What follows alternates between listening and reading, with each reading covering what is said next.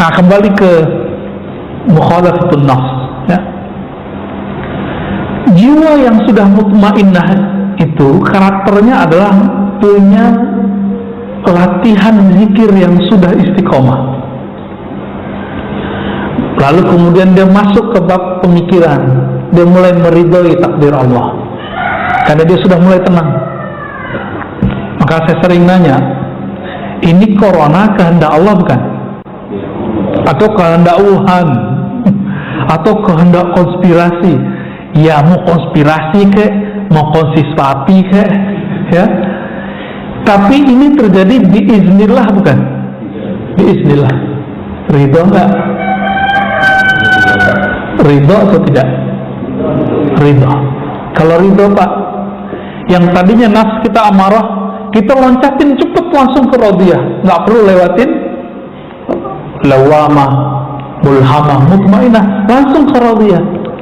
Maka radiyah itulah awal dari ma'rifat rohani. Sedangkan sampai ke mutmainah itu rajinnya jiwa kita berlatih. Rajin nggak berlatih? Kalau rajin berlatih jiwanya, maka sampai ke mutmainah. Apa latihannya?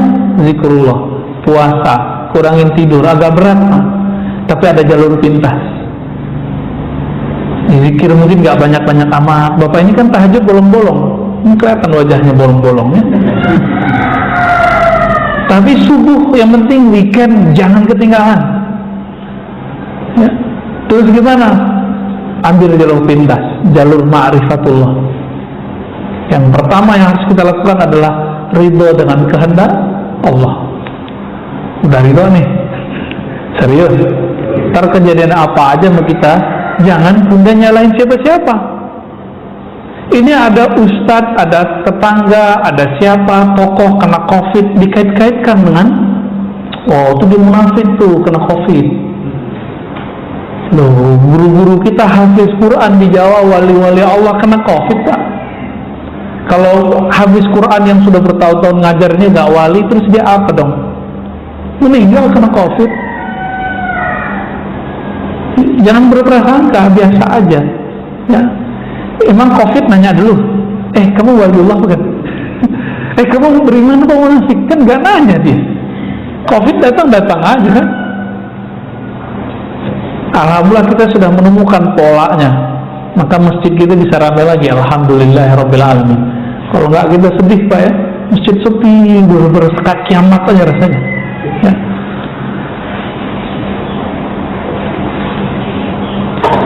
Itu kalau sudah ridho, dan ini persepsinya kalau sudah kontan, saya ridho, suruh ridho dengan semua kehendak Allah. Allah pun nanti akan meridhoi kita. Nah, ini yang dikatakan dalam hadis qudsi, ana 'inda dhanni 'abdi. Aku berdasarkan persangkaan hambaku. Jika hambaku meridhoi kehendakku, aku akan ridhoi kehendaknya. Kalau Allah sudah ridho sama kita, mohon maaf, meskipun kita pemaksiat, Allah kalau sudah ridho, Allah selamatkan Pak. Itu kelebihannya ya. Tidak pernah menyalahkan orang, tidak apalagi menyalahkan Allah. Ini kan kesalahan kita kan, suka menyalahkan Allah, sering ngomong Allah nggak adil. Itu ulang lagi syahadatnya Pak. Jadi siapa saja antum mengatakan ya Allah tidak adil, Allah tidak adil, ini bahaya. Ini orang seperti ini mesti diulang syahadatnya, karena dia menolak salah satu nama Allah, Al-Adlu ya. Allah kan adil, maha adil. Baik, kita coba lihat bagaimana ulama dulu mencoba melatih jiwanya. Ini nggak ada nggak kuat Pak, saya nggak kuat ngikutin ini, saya cerita aja ya. Imam Syarif Sakti 40 tahun menahan dirinya untuk tidak memakan atau mengkonsumsi sesuatu yang itu bersumber dari syahwatnya. 40 tahun Pak. Percaya karomah nggak? Percaya? Kalau ada orang zikirnya sudah istiqomah, tiba-tiba sejadahnya naik, percaya nggak? Percaya? Oke. Baru saya bacain Pak. Kalau nggak percuma kita berceritain ya. Wa ruwiya rajulun jalisan fil hawa, diperlihatkan suatu waktu ada seseorang yang soleh, ketika dia berzikir sajadahnya naik. Jadi cerita sajadah naik bukan cerita 1001 malam doang. Aladin itu emang ada pakai kejadiannya, cuma bukan pakai om jin, ya. Faqila lahu bima nilta hadha, wahai Tuhan yang soleh, dengan amalan apa engkau bisa mendapatkan derajat sehingga kalau zikir badanmu langsung naik? Apa jawaban beliau? Taraktul hawa fakhara lil hawa. Mirip ya, taraktul hawa, aku tinggalkan keinginan hawa nafsu, hawa, fasakhara lil hawa, lalu Allah kemudian menundukkan hawa. Hawa itu udara, bisa melambung kayak avatar. Avatar Eng ya. Tuh pada nonton ya. Sama aja sama bocah-bocah ya. Ya emang begitu kita Pak. Kita terhibur dengan melihat yang sebenarnya imajinasi itu ada. Ya. Dulu saya punya seorang guru. Guru saya ini tinggal di rumah mertuanya, nggak kelihatan kerja. Mertuanya marah, kesel sama dia, kayak jadi beban.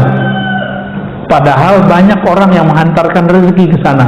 Ada yang berobat, ada yang minta doa, ada yang minta ngaji. Ini guru saya nggak pernah ninggalin sholat duha, tidak pernah ninggalin tahajud. Setiap hari sholat tasbih.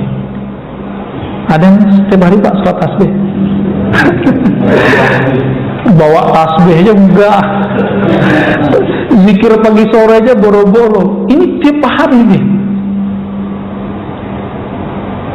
Saya pernah ngikutin beliau waktu masih umur 12-13 tahun, sholat semalam 100 rakaat Pak, saya pernah ngikutin 100 rakaat.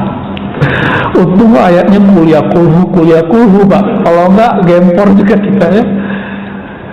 Di saat mertuanya bersuuzon, biasa orang kalau sudah umur agak tua kan kalau malam-malam bangun jam 2 dia bangun mau buang air kecil, rumahnya rumah panggung, mau turun.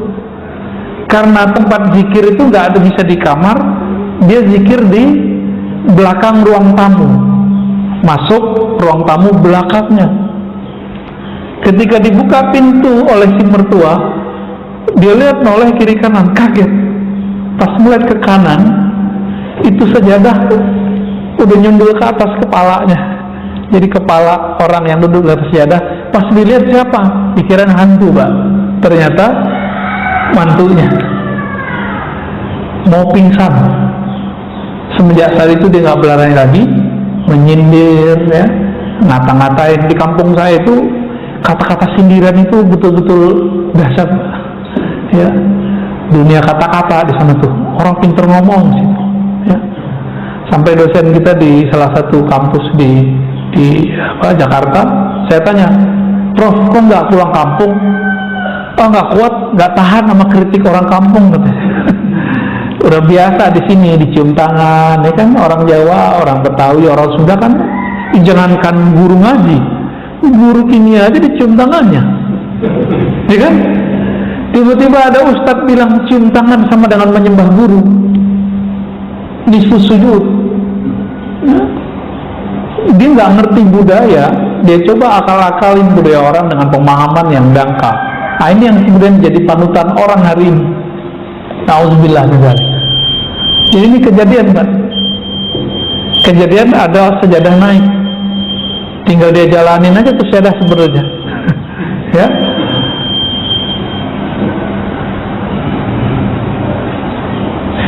Jadi ibadah paling tinggi apa? Bukan banyak sholat Pak. Apa ibadah paling tinggi? Zikir enggak juga. Ibadah paling tinggi melawan hawa nafsu. Itu ibadah paling tinggi. Kalau sudah sanggup sampai ke sana, maka ruhnya kemudian merdeka. Jadi bagaimana cara memerdekakan ruh? Lawan hawa nafsu kita. Itu ibadah badan, ibadah jiwa. Tapi ada ibadah lain, yaitu ibadah ruh. Kalau ruh, ibadah tertingginya apa? Bermakrifat kepada Allah, mengenal Allah Subhanahu wa ta'ala. Itulah sebabnya kenapa orang ngaji satu bab ilmu itu lebih afdol daripada sholat 1000 rakaat. Karena bisa jadi yang sholat 1000 rakaat tidak mengenal Allah, sedangkan yang ngaji cuma satu bab membuat dia mengenal Allah. Nanti syuruk nih, antum yang belum paham juga pasti sholat syuruk duluan, gak mau dengerin ngaji, tinggalin aja. Nanti coba kita lihat aja Pak. Udah jelas ini lebih afdal dari 1000 rakaat, masih kejar 2 rakaat syuruk. Katanya Ustaz, itu haji dan umrah sempurna. Lah itu kan hadis nggak sahih. Yang sahih kan ini. Itu hadis paling tinggi cuma hasan li ghairihi, nggak sampai Pak sahih.